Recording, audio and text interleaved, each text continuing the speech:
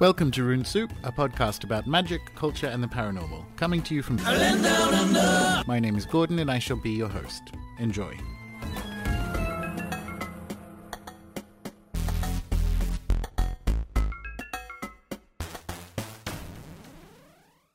Today on Rune Soup, we welcome Dr. Dean Radin. Dr. Radin is Chief Scientist at the Institute of Noetic Sciences, an author of numerous books and articles, and one of the world's leading parapsychologists. Dean Radin, thank you very much for your time. Happy to be here. Well, you say that, but we have the traditional question one. Dr. Radin, were you a weird kid? You know, I'm just writing an article that involves the use of the word weird. The actual phrase is, I'm writing about a book that has the phrase, this book is also about weird people in weird places, taking weird substances, doing weird things, and importantly, having weird experiences. This sounds fantastic. Yeah. It is basically about psychedelics. Yeah.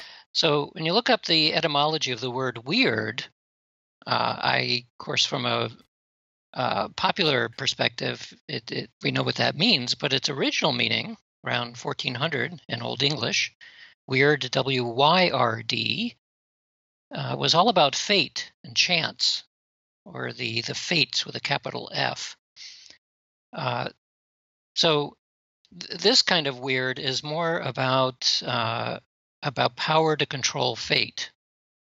So I think of it from that perspective when I look back and say, was I a weird kid? Possibly in the sense that I was always very interested in philosophical topics before I knew that there was such a thing called philosophy. Well, I'm going to have to send you a hat because you're the first person I actually picked, were you a weird kid, with the etymology in mind. Specifically, it's characterized in the kind of classic Brian Bates book to do with the weird. Because it is absolutely that, and it's also the kind of wend and warp of fate. So if you ask someone, were you a weird kid, it's also did the fates arrange things in your life in that kind of way? Were you fated out to be part of an unusual journey? So I'm going to have to send you a hat and also work out how to do that. Excellent. And does the hat have a saying on it? The hat doesn't exist yet. So yeah. I see. I see. I won a prize that doesn't exist yet. Okay, yeah, that's very good. That's weird enough. So when you're talking about at an early age looking at philosophical implications in a way without realizing that would be how they were characterized, does that mean, because my understanding is you did electrical engineering, but you're also a musician. So was this a kind of person was this a kid who's looking at, how does the universe work? Like, what are the things that go with other things? Okay, so my father, who's still alive, he's 95 at the moment, he was a sculptor and artist. So I grew up in somewhat of a bohemian artistic family. And my dad also has a degree in law, and he was a navigator on ships and had something like 5 different academic degrees, but he worked as an artist. So in the environment that I was growing up, I saw that education was very important, creative expression was very important, and when I was too young to know what I was doing, my parents started me playing the violin, and I was quite good quite fast. So I was put on the concert violinist career track before I knew it. But I was also interested in science, and I was good in mathematics, and also interested in psychology. Actually, I was interested in everything.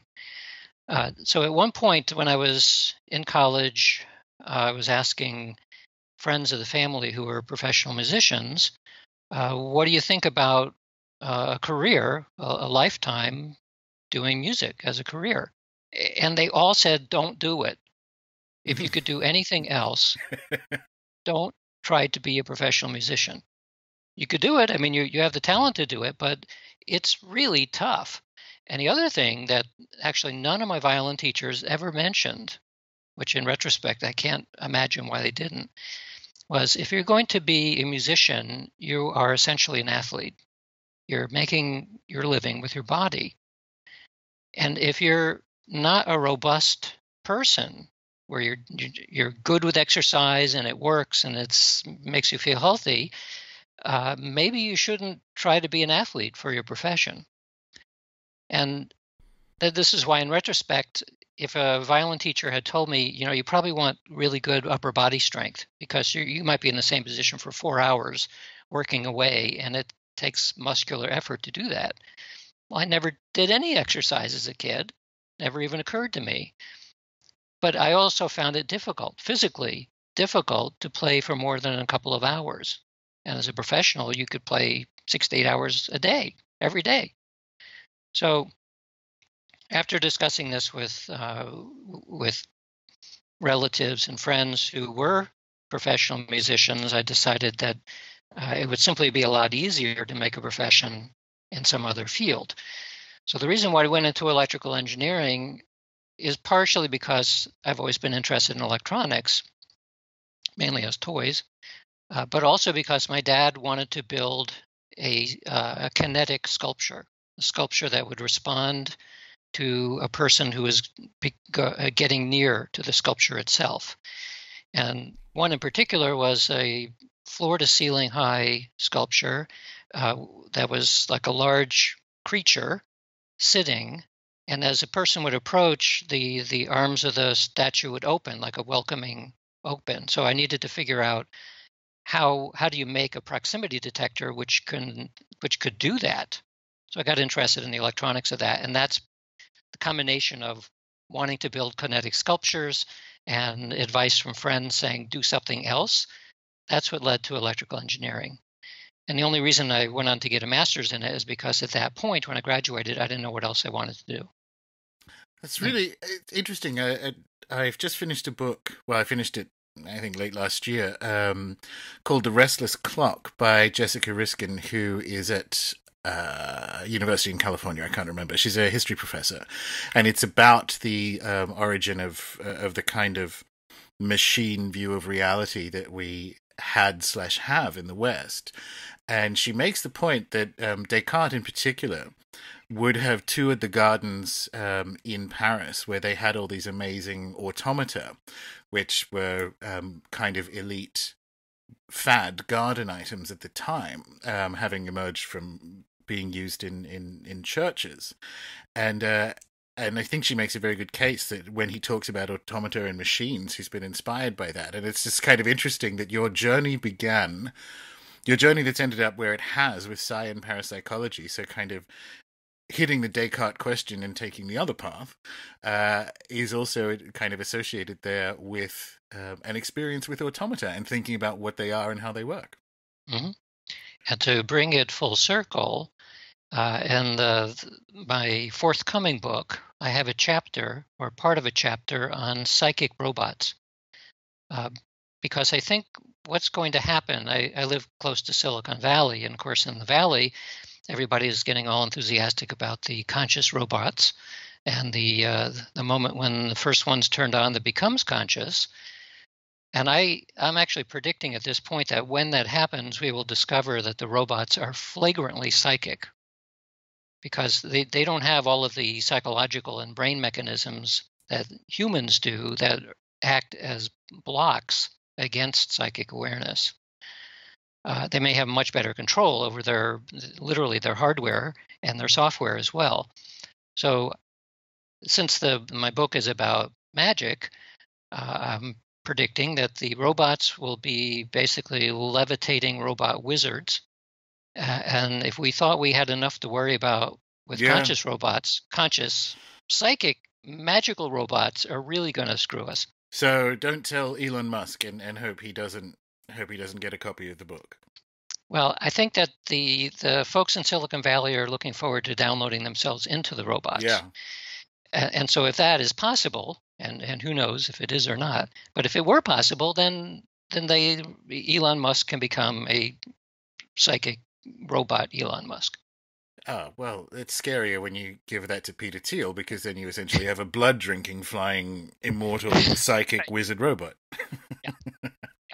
So do you actually, I mean, this is interesting. Do you think, because you said eventually they will reach conscious awareness, do you think that's possible, or do you think there will be um, so complicated that for 99.9% of kind of tests of consciousness or self-awareness that they'll pass it? But do you think there's permanently a gap between consciousness as we experience it as humans and something that we could approximate?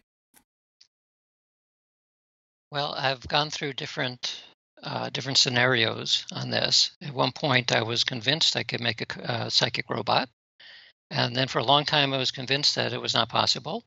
And now I've come in the other direction, going back to my original idea that I don't think that there's anything particularly special about humans and our physiology. I think that, and this is partially comes out of a notion of what do we think consciousness is. Hmm. So if you start from standard Western scientific worldview, then consciousness could be an illusion at one point. Another way of looking at it is a consciousness is arising out of the complexity of brain activity. I'm beginning to think that that's not right. Yeah, sure. And so if it isn't right, and it means a consciousness is more fundamental in some way, either through a panpsychist approach or neutral monism or all of the various forms of idealism, that suggests that any sufficiently complex system, probably that involves recursion and enough interconnections, that can be consciousness or that can have consciousness because it's part of everything all from the get-go. So then the question becomes, can we make a robot that's complex enough to be kind of like the brain, have these kinds of recursion circuits? And the answer there is clearly yes. And we're going to get there relatively soon to have about the same complexity as the brain in silicon or germanium or some other semiconductor. So at that point, I think, yes, that the hunk of hardware will be kind of like Data on Star Trek. It'll be a conscious robot. And as I said, the psychic consequences of that are not yet considered very much by people in Silicon Valley, but at least not publicly. Privately, maybe another matter.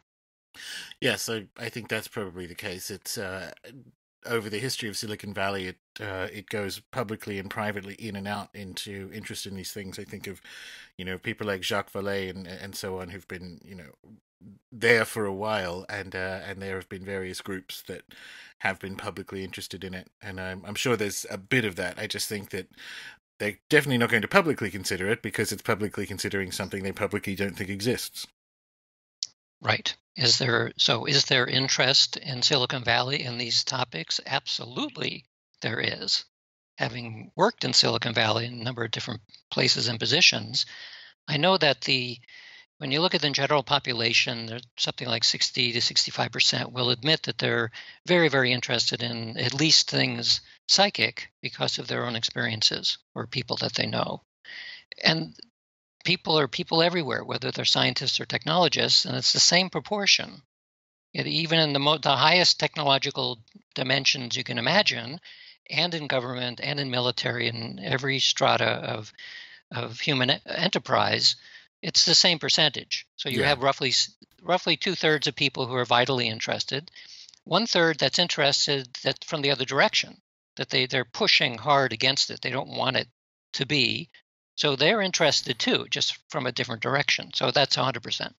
That's a good way of thinking about it. Do you happen to know if there's any, just thinking about this recently, if there's a personality type correlation with particularly that like 1/3? Is there a way we can predict it in the same way that personality type is a predictor for, political affiliation and so on? It just seems that I very strongly identify with the 2/3 that you first mentioned.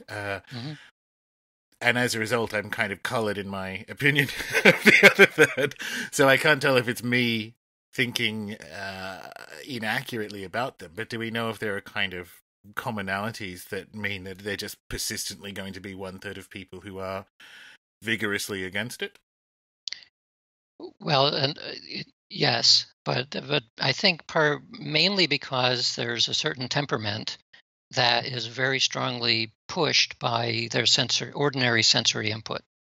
and in Myers-Briggs terms, that are sensates. Mm-hmm. They're people whose reality is completely dependent on common sense. And I know many people like that. And those are the people who tend to they might be open and friendly, but they don't really believe that psychic phenomena exist. Those are also the ones who tend not to believe that consciousness exists. And oftentimes they have kind of a cruel twist of the lip, and they have a cruel smile. That's one way to put it. So I don't mean to denigrate people who don't happen to believe the world is the way that I think it is. But I think most of it comes about from simply not being part of their experience. People are driven hard by what they do. So these are people who don't meditate. They've never taken psychedelics. This is simply not part of their reality. So of course they don't believe it. Yeah, sure. Getting back to which I broadly think is a very good way of thinking about it, that a robot consciousness. My concern is, we're kind of, funnily enough, talking about this personality type. My concern is that a lot of this research is done by people who are kind of further along the conscientiousness and less of the openness spectrum from a personality type perspective. The ones that aren't very good at recognizing things like human emotion and so on are the ones that are kind of building our synthetic humans, which is what they think they're doing. But I agree that it can be a different kind of consciousness. It can be a robot consciousness. However, what about instances where we have like complex consciousness without the complex interactions from which it could arise? So like either a brain or a proxy or artificial brain. And I'm thinking of ones like, and it's sort of a jump question because it means we have to explain it another way. Instances where you're dealing with discarnate intelligences or examples of like predictive behavior in animals with less complex brains. Is there a sense that this is my problem with panpsychism, I guess, that I'm completely on board with consciousness being fundamental, et cetera, et cetera. I think that you kind of inarguably get there when you look at the data. Mm-hmm. But I don't think it Lego blocks, which is my problem with the panpsychist model, because you can get examples of extremely complex consciousness without the kind of complex mechanism from which it might emerge. Yeah, I don't know the answer to that. Yeah, okay. I guess we'll find out. Yeah. So one of the things that the moment you imagine that consciousness is fundamental and is out there in some form, I have a bit of a problem with panpsychism as well, although I can't really articulate even why. I'm more in favor of something like there is a fluid substance that is inherently mental, a little bit like David Bohm's notion of an implicate order. Mm-hmm. And that's simply at the bottom. And from that emerges everything that we know about the physical world. What that substance is, of course, lots of traditions have different names for it, but something kind of like that. One of the implications of that is that not only can robots be psychic and conscious, but that there can be forms of embodiment of different, they don't have human bodies, but different kinds of embodiment, and that is what we call entities. So I kind of came to this notion without deciding I was looking for it by thinking about theurgy in the magical traditions. Well, if people are talking to spirits or disembodied entities, well, what does that even mean? How can you be conscious without a body? And I decided that, well, there's probably an infinite number of ways that consciousness can be arranged in such a way that it is self-conscious, recognizes that it is an entity, but maybe it's a giant gas bag, or maybe it's an arm of a galaxy. There could be many, many different ways that could happen, in which case suddenly the notion of theurgy, remember, because I have my science hat on, from a science perspective, spirits don't exist. Sure. But I've convinced myself now that they probably do exist. And the forms in which they exist can be infinite, or pretty darn close to it. Well, see, this is why I was quite excited when you were saying that what the next book is going to be about, because I absolutely agree with that reasoning. And what I meant by you kind of need a secondary explanation otherwise is either the spirits exist or you have to entertain some notion of super psi. Now Hmm. that's fine, but that's not science as much as it's sciencey sounding, because you still end up making kind of truth claims without particularly good evidence that not only can the brain slash mind do these certain kind of things as part of its natural functioning, like telepathy and so on, but it can also, manifest a UFO or the spirit of your grandmother to the point that she appears physical and can converse. And you Hmm. think, well, I wonder, and it's almost that classic apocryphal Jung Freud debate. It's like, well, I wonder if actually the spirit explanation, given that if you've posited consciousness as something primal or a primacy, I wonder if the spirit explanation isn't a less egregious violation of Occam's razor. I wonder if that is not multiplying unnecessarily. Yes, yes, I agree. So the reason why super psi, depending on your perspective, that super psi is a kind of a good explanation, even for remarkable cases of mediumship, say, Sure. because you never quite know where the information's coming from. And having seen very high quality remote viewing take place, then it's really not clear to me at all that when a medium gets accurate information from somewhere, well, it could have been telepathy, could have been some kind of clairvoyance or something. So, Yeah, or an entanglement with a future state. So I agree right. completely. And I think it's a yes and. I actually think that's why remote viewing works so well. It's Chaos Magic was kind of playing with this in the 90s. At least Pete Carroll, who founded it, was. It's that prior to the release of the Stargate information, uh, divination improves in accuracy if you can kind of entangle with your future state that is Hmm. aware of of the answer you're after. Right. And so, yeah, so if time doesn't matter, then it does, as long as you don't die before you get the feedback. And there are these one or two cases where Pat Price, a really good remote viewer, described something and then he died before he got the feedback. So it suggests that true clairvoyance can exist. You can see something now, you can see something in the future, and it's not simply that you're bouncing into your future state, but you can kind of grab it from the future and pull it towards you, or grab it from the past. So if that exists, even in principle, then any explanation about what somebody can do through a mediumship is drawn into question. Now, as it happens, one of my colleagues is studying channelers. And so the channelers are interesting because just recently she came back from a meeting where there were a number of channelers there. And one of the things that happened was that a single being was channeled through one of the channelers, and then it decided to go to the next one. So you have this condition of somebody's channeling an entity, and then it steps over into the next body, and then the next body.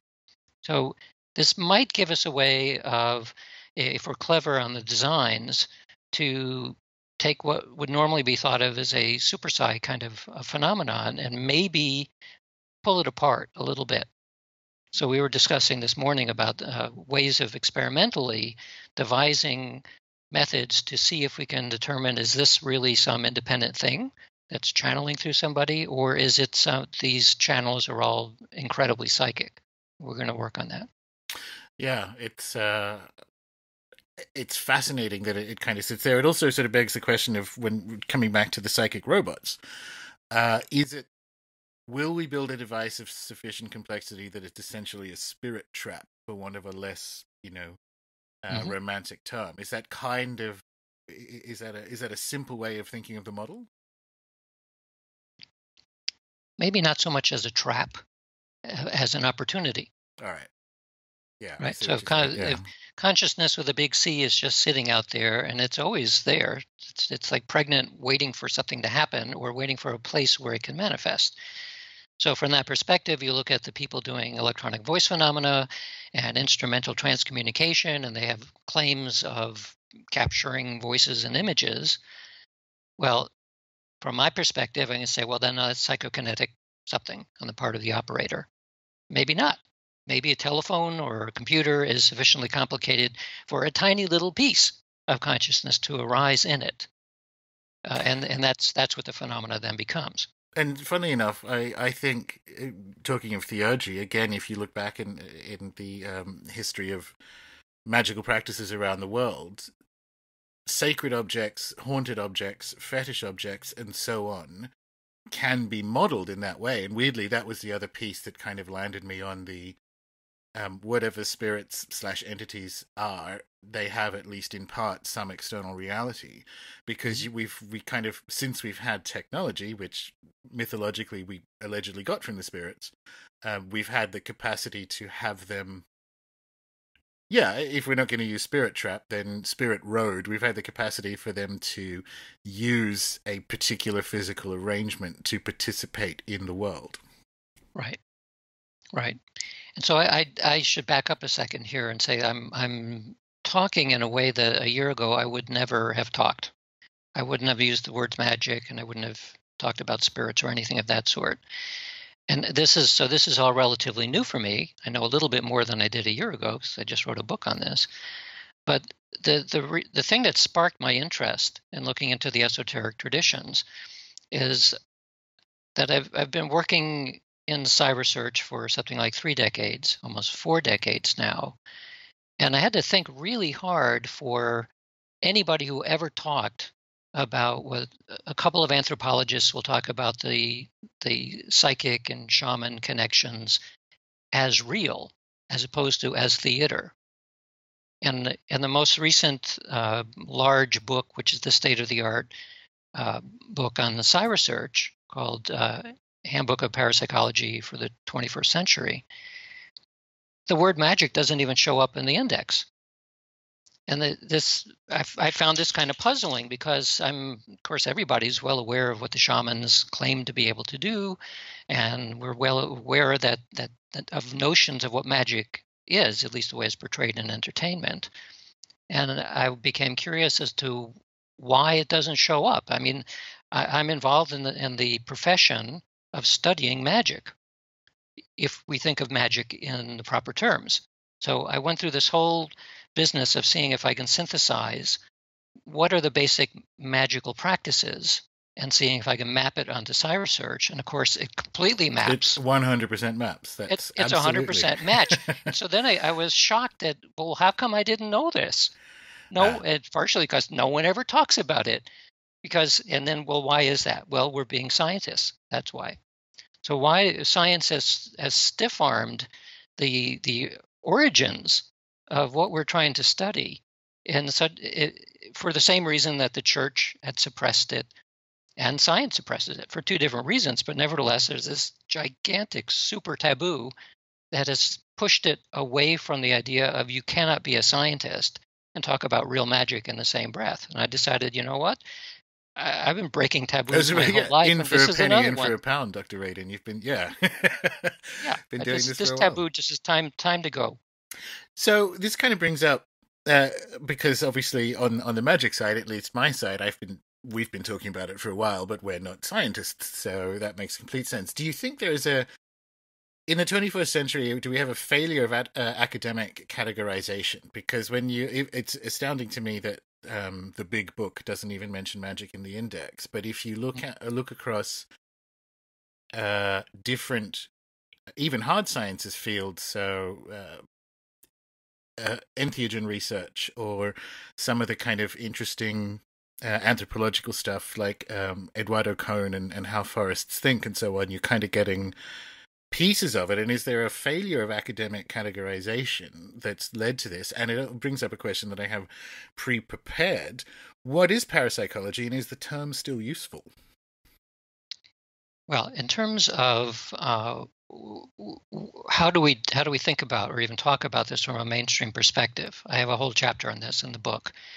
If you start looking at leading edge ideas in physics and in computer science, and especially quantum information processing, all of those ideas are completely compatible with the notion of magic, as a magic in that case being a symbolic representation of reality. If you start manipulating symbols, you manipulate reality. So you find mathematicians who, and these are all mainstream, high-tier academic folks, saying things like mathematics is, italics, reality, and information is reality, and so on. This is like the leading edge now of a redefinition of reality from matter and energy, and even space and time, to something more fundamental. The more fundamental is symbolic, abstract, informational. Well, that's starting to get really close to notions in magical theory about symbols are reality, words are reality, so on. So I haven't seen that mentioned. I certainly haven't seen magic mentioned in any of these books coming out of the MIT press, but that's what it is. It's just, it's a slight revisioning of exactly the same topic from a different perspective. So I have no idea how anybody's going to react to that, because I don't expect many people from MIT will end up reading my book, but you never know. It's true. I found one time that somebody sent me a copy of my first book, The Conscious Universe, which had been in the private collection of the Secretary of Defense of the United States, who had passed away, and then his estate was being sold, and somebody bought the book. They saw it was my book, and they have his nameplate in the book. So people from all walks of life, even those who won't admit it, are reading this stuff. Oh, I've had my first book's gone to MIT and JPL and a few other places as well. So it's there, but it is there. We kind of know that if everyone's, especially who listens to this show, is aware that the kind of official story of things like reality and politics and the space race and so on is, mildly putting it, inaccurate. There is stuff for a variety of reasons, presumably some very valid, that we don't know, and thus we don't have the full picture. So it doesn't surprise me. It's quite exciting, really. Yeah. I mean, people are human, and humans are interested. So sure. So let's return to what parapsychology is and whether the term is still useful as a result, because we're kind of, you've been on Skeptico as well. Alex and I are quite friendly, and the last time I was on the show, I think it was actually the second last time, I kind of ended up saying that everyone lives in a magical universe, but not everyone is a magician. It's kind of like not everyone needs to be a dentist, but teeth still exist. And I kind of think that when we're talking about, as you say, cutting edge of everything, really, like biology and physics, as you say, and wherever at the very, very edge, people are unaware that they're demonstrating the veracity of a magical universe model without being magician. Right, including some parapsychologists, like myself, up until about a year ago. So it's the term parapsychology has too much baggage now, so that it should be dropped. We've been discussing for years within the Parapsychological Association to make a new name, but we can never settle on one, so we stick with the old one. So the field itself has always been pretty much the same. It's scholars who are interested in experiences that people report, and it's scientists who are interested in studying the nature of those experiences. Well, the experiences have one thing in common. They are experiences suggesting that there's some way that humans are connected with the rest of reality in non-local ways, that we are connected beyond the ordinary limits of space and time to things elsewhere, or at least from a common sense view, are elsewhere. So that's the nature of these unusual experiences. So all of the laboratory work has been looking at how minds are connected through space-time and how perception is connected through space-time and how information seems to flow in and information flows out, not bound by the usual constraints of space and time. So that's what we do. That is, of course, what magic is about. And do we need a better title for what we do? I think we need a discipline name, which is something like psychophysics. Now, psychophysics is already a name of a discipline, and it's quite different than what I'm talking about, but it is in that domain. That's right smack in between physics and psychology. That's where we should be living, but we need to come up with a new name for that. As soon as somebody does that, then we can start having academic departments. This kind of work is sort of in transpersonal psychology now, but that's not exactly correct, because most transpersonal psychology courses don't involve research. Certainly not quantitative research. Sometimes they do qualitative. So we need a kind of a quantitative transpersonal psychology, which is not quite right either, because you really do need to bring the physics in. So it's psychophysics. It's a 19th century term, I understand, parapsychology. Yep. And as a result, a couple of things are interesting about it. And this came up when I was talking to Dr. Kreipel when his book, The Supernatural, came out last year, that a lot of the terms we use, like supernatural and parapsychology, emerge from a model of the universe that's pre-quantum physics and is essentially Neoplatonic or Cartesian in the separation of the physical and the mental, if you will. So right away, right at the beginning, the words like supernatural, something above nature, is incorrect. So hence the name of the title. And parapsychology is interesting because it's the same thing. Although I kind of forgive the 19th century use of the term parapsychology as in sort of beside, because psychology used to be more robust and brave in the things that it would attribute reality to or be willing to research. And the 20th century, particularly in a sort of post-war sense, has been very disappointing in kind of removing the teeth of what can be explored with quote-unquote just psychology. As you said, with transpersonal psychology is a good example of it staying a bit magical. But since the publication of the Red Book, it's become clear that Jung, for instance, was, a full-blown wizard, essentially. And there was a kind of missed opportunity for about 50 years in psychology because they were working to a materialist model, which wasn't necessarily there at psychology's beginnings, where you have parapsychology. But again, we end up in the 21st century, and to be fair, the terms had a good run. But we're now here, and our understanding of reality has changed such that these terms need to change also. Right. So if we can come up with a new term that sticks, if we can usurp the term psychophysics, because it is pretty close to what we mean, then we're golden. But there's a lot of inertia involved. So, and nobody wants to give up the terms that they already have. How do you usurp an academic term? Is that you just grab it. Okay. Yeah, you don't grab just it. Game of Thrones it and go in and take their offices and things as well? Well, that's the hardware approach. Yeah. And maybe that happens occasionally. Yeah, there are people who suddenly go into work and their office is somebody else in there. No, the academic politics are so tricky that I've studiously avoided knowing anything about it, which is why I've been in the academic world long enough to realize that that's a really good way of shortening your lifetime. Yeah. So getting back to psi and psi research, one of the things I'm interested in, its replication challenges. I'm interested in the implications in particular of replication challenges, and what are some of them. And I'm thinking of, for instance, the decreasing accuracy of that happens if you like try to do Xenocard prediction repeatedly, or Xenocard, whatever. You get a decline in accuracy. So let's talk about some of the replication challenges in general, and also what the implications of something like that might be. Well, some people that believe that these phenomena are inherently self-defeating.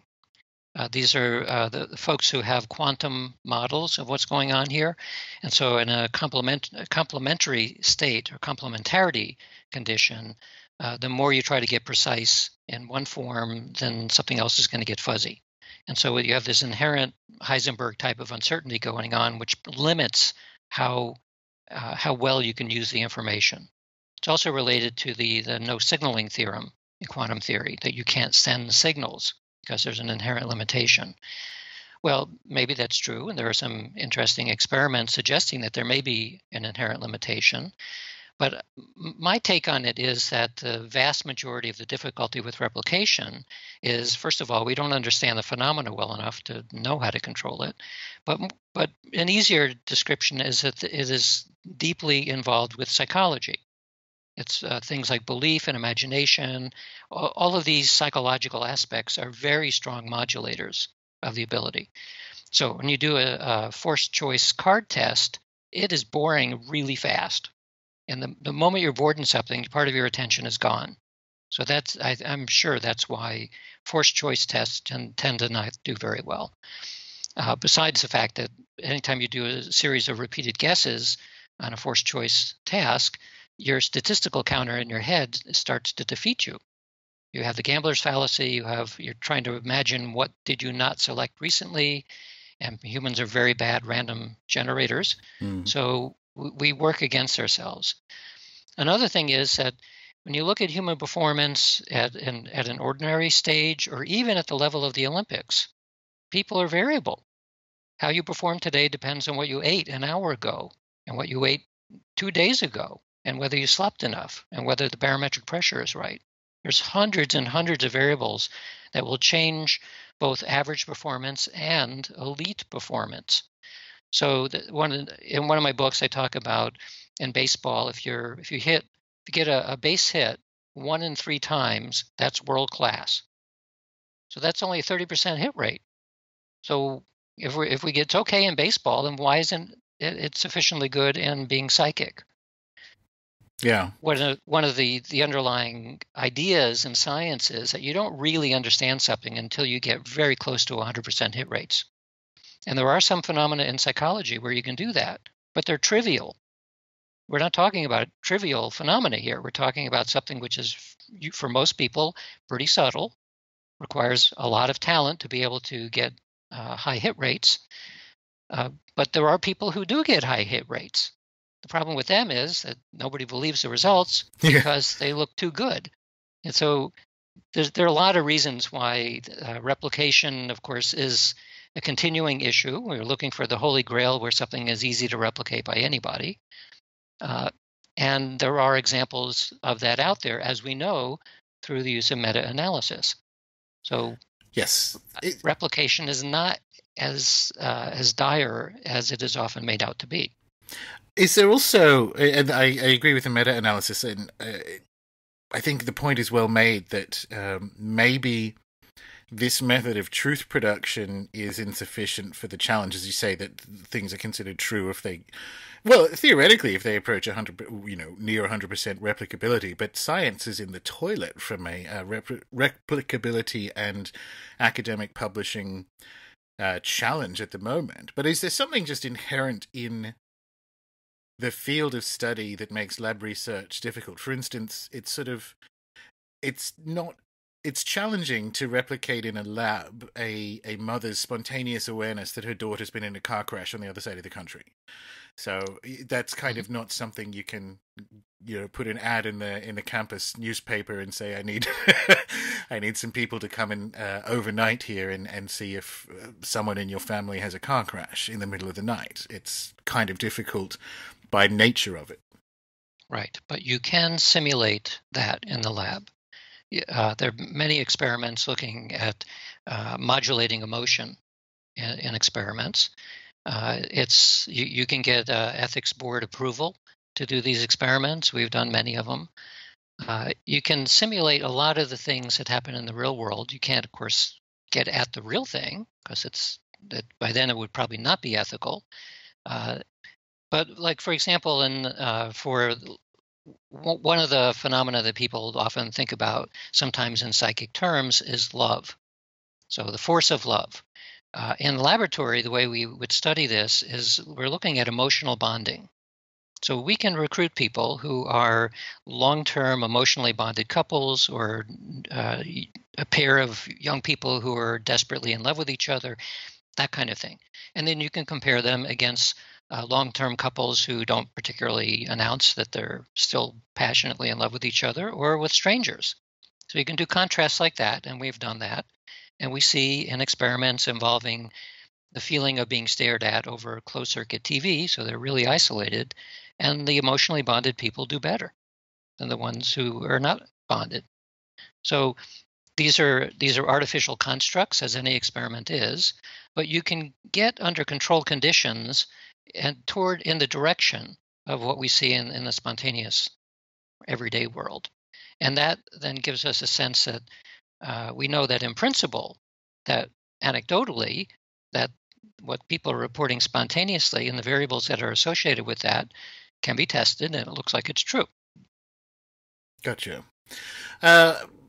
This is kind of related, and I wonder if the boredom thing certainly makes sense to me from a forced choice experiment. Like the impact of boredom on the decreasing accuracy makes sense to me. But there are other shapes to it which I found really compelling. So, for instance, when the Stargate stuff did come out, and I was sort of filtering through it, there's an uncanny valley shape to the results of people who were, just starting off. Hella Hammond being the famous one, where the first few times are extremely accurate, like really, really good hit rate, and then you kind of hit a dip where it's sort of worse than chance, and then it kind of comes back up and levels off to not really ever as high as the sort of early miraculous period, but better than chance. Now, what fascinated me about that is that's the exact match of what happens when people begin some form of regime of practical enchantment. The first few times you get results that are usually or very commonly reported, you get results that are essentially miraculous, like complete turnarounds in careers and so on. And then you hit a patch where nothing. And then if you stick with it, you end up again at the above chance thing. And I think that was really, really interesting because that's kind of commonly observed in, magical groups for about 100 years now, and I don't know what happened before that. And I just wonder, I'm not sure if that's boredom. I wonder if this comes back to what you were saying about the robot and flying wizards, and whether the first few times you kind of sneak it past the goalie, and then the goalie wakes up. And I wonder if there's something inherent in how the human mind works that could be implied or inferred from that. Right. So there are two elements there. One is that the pattern of first-timer success followed by a dip and then a recovery, usually not to the same high level, that's seen in every domain of human practice, all of them. And the idea is that whether it's learning how to play tennis or learning a musical skill or learning anything, the first couple of times you do it, you don't know what you're doing yet. So you approach it in a truly innocent way. And we're a lot smarter in terms of what we do when we're starting something out than we are the moment we start getting a sense of the excitement associated with doing it. Because we immediately start to figure it out and your analytical brain gets in the way. So as you undoubtedly have heard from people talk about remote viewing and training remote viewing, people generally in the beginning are really good. And then they start thinking about, holy crap, how did I do that? That's what gets in the way. So all of the training is to bring you back to that original innocence where you're not analyzing it, or you're not paying the kind of attention that interferes with the performance itself. So in the best people I've seen do laboratory work, they approach it with a kind of no filter innocence, every single trial. And it takes a while to get to that state. I think this is why meditators tend to do better than non-meditators, because part of the meditative training process is get your mind out of the way. As long as it's in the way and you're mind wandering or you're analyzing, you're blocking whatever it is that this phenomenon is about. So that's one possibility. The other one, which we see most often in tests involving psychokinetic effects, is that there appears to be something like we're distorting the fabric of reality, and the fabric of reality doesn't want to be distorted. So you can push on it, but as soon as you relax, it's going to push back in the other direction. So it's some kind of a self-organizing, flexible structure that likes to maintain a certain stability. I've seen this again and again in studies involving random number generators, and now we're using entangled photons. We've used lots of other systems. You mentally push on it, it responds, and then you relax and withdraw your mind, and it usually bounces in the other direction. And we see it so often that it has names like a balancing effect and environmental equilibrium effect and differential effects. Lots of people have seen this kind of entropic balancing going on. So maybe it's a combination of these psychological effects of training and some inherent elasticity of reality itself. Yeah, in Magic Land, it was called the Psychic Sensor by Grady McMurtry and people in the OTO in the 70s. But it's that same inherent um, sort of rubber rubber pullback of the universe. And I wonder if that's in play in kind of non-psi result. Like, it seems to me, if that's the case, and it's certainly experientially observed, I wonder if that's in play even with tennis. Like, I wonder if suddenly getting good at tennis is too much of a change for the psychic sensor. And in that sense, kind of both explanations are in play at once. There's the overconfidence that comes with a little experience kind of ruining yourself. But I wonder if that's actually a change. Like, does the universe not want you to suddenly get good at tennis in just the same way it doesn't want you to suddenly get good at remote viewing? It's possible. And in the case of, in some cases, I could also imagine that if somebody did something truly outstanding and attracted a lot of attention, well, now you have perhaps thousands or millions of other people, other little centers of consciousness, each one of which can warp reality a little bit.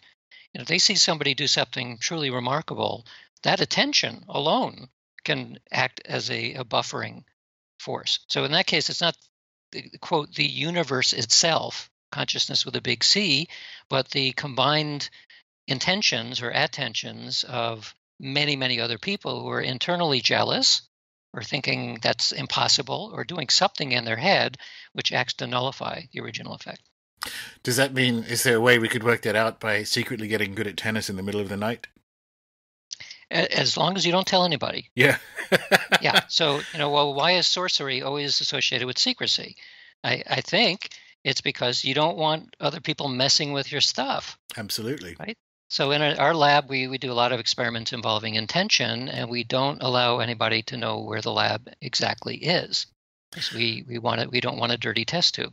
That's universally observed. It's described differently, but if you look at the different Afro-Caribbean magical traditions, once they hit the Caribbean and the Americas, the same thing happens where you don't tell anyone who your kind of tutelary or kind of presiding spirit is, or the spirit that has kind of claimed you. You don't tell anyone who that is because they can go and talk to it and thus mess with your life. And that is observed in kind of shamanic cultures around the world, and it's a culture-specific way of kind of talking about what we're talking about.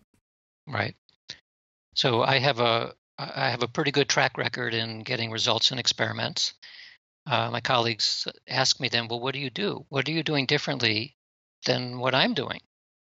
And part of it is I'm doing it unconsciously. I don't know exactly what I'm doing differently, but the few things I do know is that I imagine that the context of the experiment is like creating a soap bubble.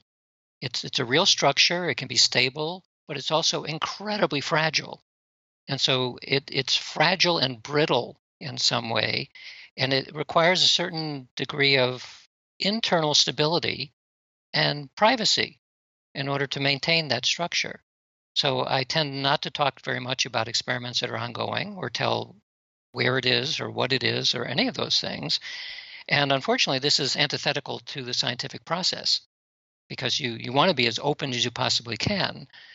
So I have one foot kind of in the sorcery world and the other foot in the science world, and I have to figure out a way of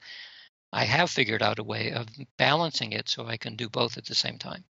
Yeah, I think this kind of gets back to my sort of earlier question about whether there are inherent shortcomings in a lab model in studying something like this, and you certainly landed on one. It's interesting that, as you say, magic's Northwest European magic anyway has a specific kind of rules around silence that appears to be built into increasing the likelihood that the effects you want will happen. And it's fascinating to watch how these all. I love the soap bubble thing. I'm gonna think on that. It's fascinating to watch how these all are kind of modeling the same thing, almost on not necessarily the other side of it. It's almost building the soap bubble from the other side is something like the Burning Man experiment, which may provide tentative's the wrong word. We can if we wish, infer the soap bubble from those results. So I wonder if you want to talk about that, because that's one of my favorite kind of Ions Radin experiments.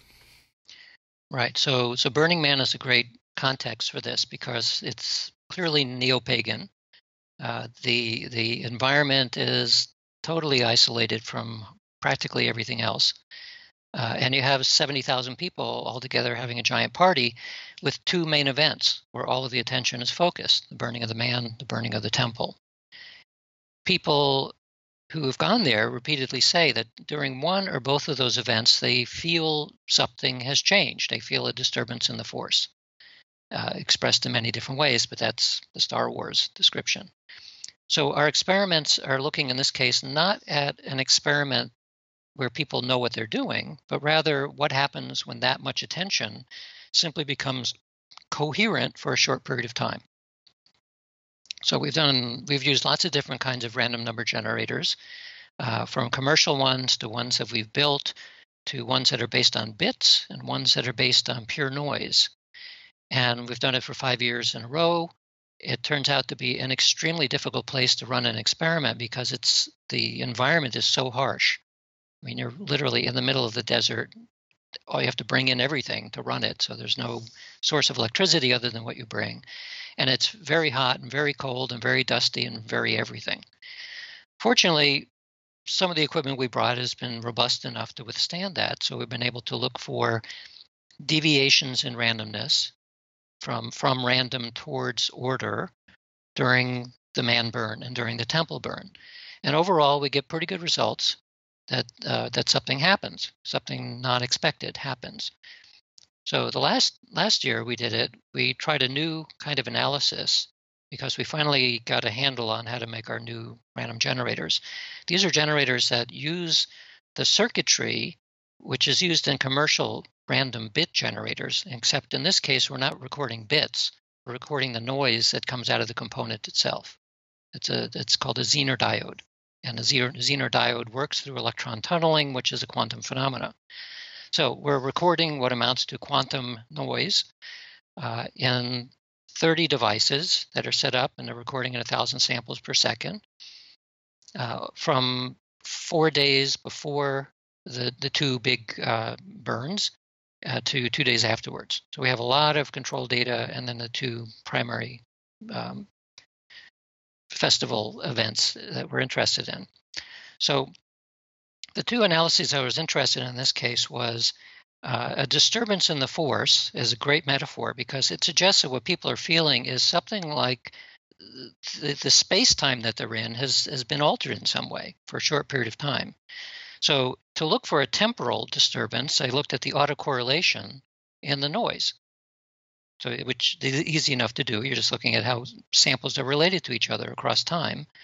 And for the spatial warp, I looked at what's called mutual information, which is, in informational terms, it's like entanglement in quantum terms. It's how things work together in space. So I did both an autocorrelation or a temporal analysis and the mutual information or a spatial analysis, and both of them showed interesting effects right around the time of the two burns. And by the way, I also did the same thing during the US presidential election last November. And again, we saw quite strong effects, both temporally and spatially, in our what we now call a quantum noise generator rather than random number generator. So it does look like a disturbance in the force, that we have ways of detecting those now. And they're based, in this case, we think purely based on a huge number of people all attending to the same thing at the same time. Yeah, I love them. I think the implications are quite stunning. That we kind of have something we can fall back on for talking about things like the soap bubble and talking about what can happen with the state of attention and so on, and also just kind of. And this is really just apropos of nothing other than I'm glad this happens. There's kind of evidence for why ritual has been conserved as a practice over, hundreds of millennia. Now that we're looking at, the Neanderthal doing it and so on, like the idea of humans coming together and physically and mentally performing something or focusing on something does appear to affect space-time, and it's just really nice that however these two things inform each other, you can kind of look at them both at the same time at the very least and go, well, isn't that something? Yeah. And this is also an example of why even the craziest sounding ideas, if we're clever enough, we can oftentimes figure out a way of either directly or indirectly testing them. This is why I enjoy what I do, right? Science is about exploring the edge of the known, and you can go as far as you can be creative and have the resources to do that. So we're at very beginning stages of looking at something like a disturbance in the force as a real thing, as opposed to a metaphor, but we can make inroads in that direction. So that's why it's fun. Well, on that note, do you have any favorite psi experiments that aren't your own? So other people's ones, maybe the Gansfeld. I know that's sort of fairly popular, but are there some over the history of parapsychology that you go, these ones are really cool? They're like my personal favorites. I think I've done probably all of them, all of the major classes of studies. The one I didn't come up with, which is somewhat similar to the presentiment experiment I came up with, but it's the one that Darrell Bem devised, which was with taking simple behavioral measures used in social psychology and just time reversing them. And those work like a charm, and they're easy to do, and they've been replicated many times, and they work. So that's something that I think was very clever. This is his feeling the future stuff? Yes. Yeah, yes. It's good stuff. It's as you say, it's one of those. I don't want to undersell it. It's one of those simple ideas that you go, well, that's sort of incontrovertible, isn't it? Yes, for those who pay attention to the evidence and the number of replications that they found. Yeah, the future affects you now, and so it's always a little bit maddening when we try to publish a paper somewhere and we get the reviews back and saying, well, no, we're not going to publish this because it's impossible. Yeah. Say, well, what exactly is impossible about this? Well, it violates the laws of physics. Well, what do you know about the laws of physics? Nothing. But it must violate something. Well, of course, there are lots of physicists working on things like time symmetry and retrocausation and all of these kinds of ideas. Physicists are a lot less afraid of these things than psychologists, and that's exactly why we need a discipline that is in between both of those two domains. You need to understand the physics side and the psychology side to see why this actually does make sense. But if you only know a lot about one or the other domain, then of course you don't know what you're dealing with.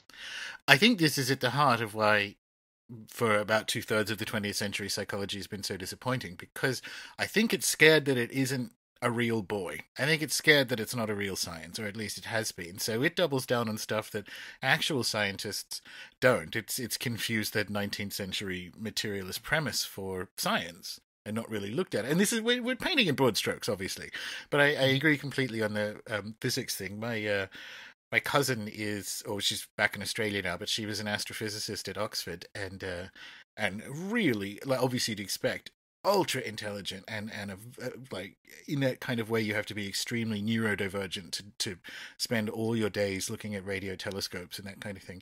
And she is a churchgoer, but her model of the universe as an astrophysicist is like something like a bong-riddled college dorm, and it's because she can kind of look at it without that "this must be impossible" filter, and it's really, really interesting. She's presumably completely wrong about it all, because that's just where we are, everyone is, but it's really, really interesting that she doesn't bring that, and that's more commonly found in hard sciences, where you kind of don't really, more commonly found than in psychology on a broad level, because it doesn't really matter. They're not worried about the sort of reputational components of it. It's true, yes. So psychology clearly has physics envy. Most of the soft sciences do. And parapsychology has psychology envy. So you can imagine how easy it is to drop into a very conservative mode as a parapsychologist, because you're constantly struggling for credibility, and you can't be credible if you start talking about magic.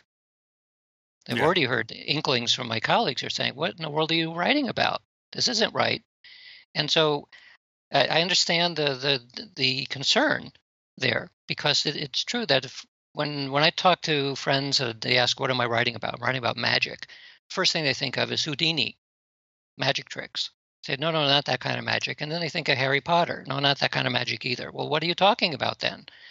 It's so far away from people's idea that there might be something like a real underlying basis for the fiction or for the fraud or for the phony stuff, that it takes a while to teach them that maybe there's something real going on here. And oh, by the way, I've been studying this for 30 years and inadvertently practicing much of it, not thinking of it in esoteric terms at all.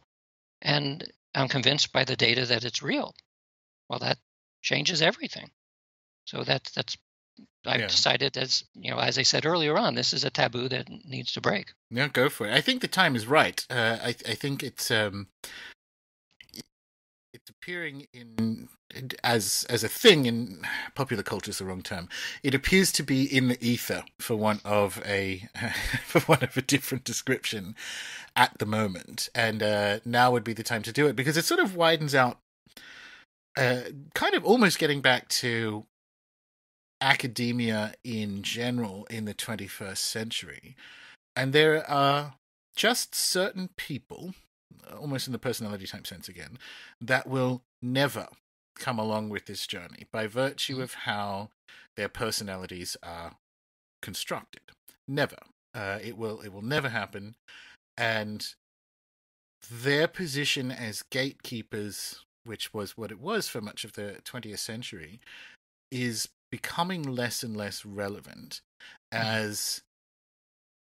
So I guess the question is, in the medium term, what parapsychology becomes is it semi or quasi-academic, and not in the sense that it's not really an academic discipline, but is this kind of 900-year-old university model, and it's an ecclesiastical model that's 900 years old, is that reaching the end of its role as sole arbiter of what is and isn't, as we kind of, can the data speak for themselves in a more connected 21st century? Well, I think the academic model is still extremely valuable in the sense that you need to be trained in how to do certain things. Sure. So whether the notion of this is the place where you go for truth, well, the academic world is actually quite good for that too, because there's enormous debate, constant foaming of ideas. So that's healthy. And one of the problems with psi research or parapsychology is that there are very few places in the world where a smart person can go and learn how to do these kinds of experiments and learn about the history.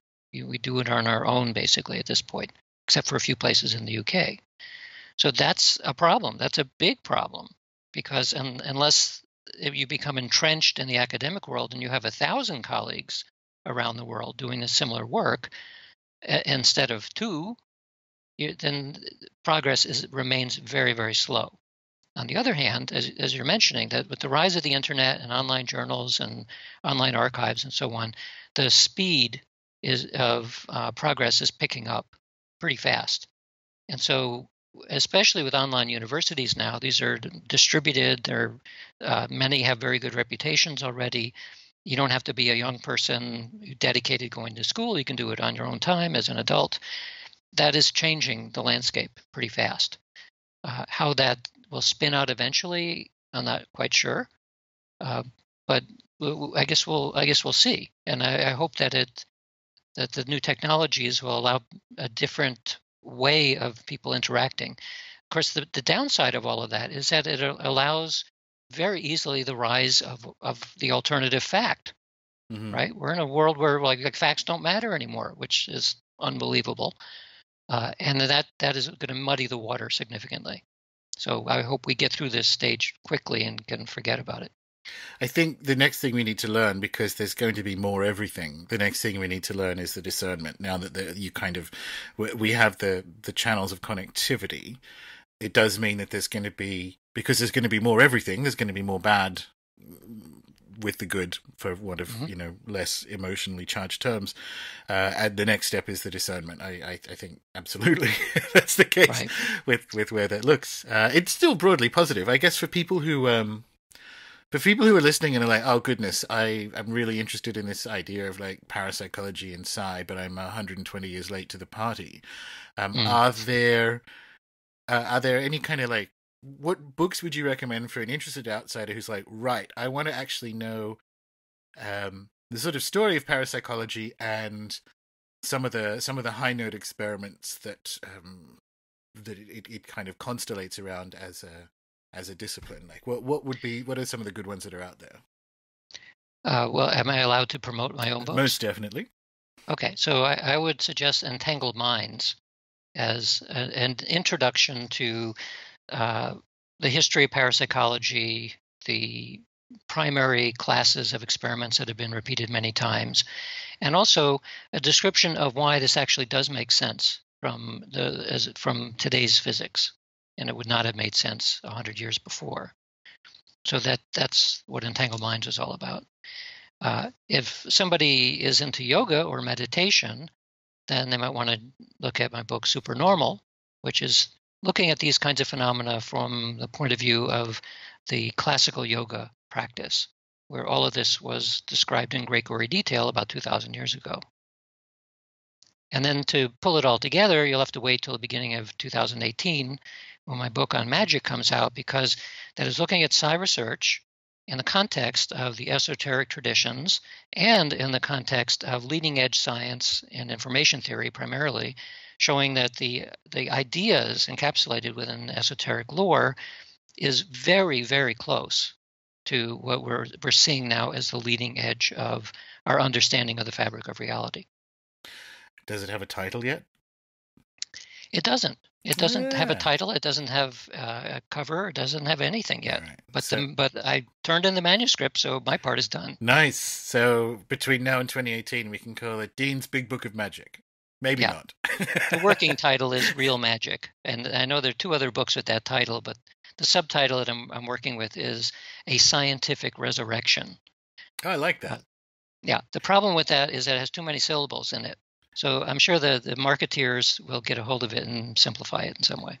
I see, but what it has going for it is that I immediately thought of Frankenstein's monster. See? Yeah. Well, Dr. Radin, this has been fascinating. I'm very much looking forward to the book. I think you're once again kind of pushing at where things are both at and where they need to be. And so this has been an absolute pleasure. For people who kind of want to know more about yourself, what do they do? They can go to deanradin.com, or they can go to noetic.org. And I'm also working on a new website that will eventually go online, but I don't want to give the name yet because it's not quite done yet. No, but that'll be a more modern-looking, up-to-date kind of website that talks about the books, and I might have a blog on it and things like that. Cool. We will be sure to pimp that when it's ready. Great. So once again, thank you very much for your time. You're welcome. There we are then. Psi, telepathy, beginner's luck, Burning Man, the need for updated terminology, and the profound unfashionability of magic. Good times. Be sure to check out the IONS website linked up in the show notes for further information on some of the experiments we discussed in this week's episode, as well as ones we didn't. Speaking of things to be sure of, be sure to subscribe to the show in your favourite podcatcher or on YouTube. And if you're interested in participating in some of these group-style psi experiments, the Rune Soup Premium members will be doing so over the next couple of months. One of these will be Dr. Radin's, and a couple of them have been chosen by the group. So if that sounds like your jam, head on over and join up.